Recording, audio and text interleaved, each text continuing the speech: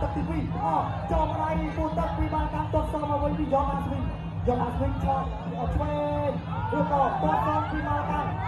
ថែតងឡើងនេះបានលើកយ៉ាងណាវងពងរៀនចង់ធ្វើការអន្តរាគមន៍ឬក៏លើកដៃសម្រាប់អធិស្ស្រ័យបាទចេតនា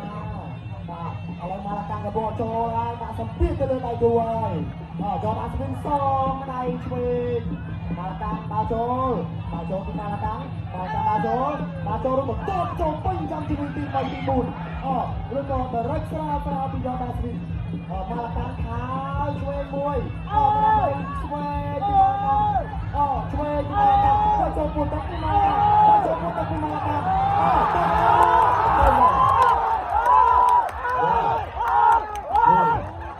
3,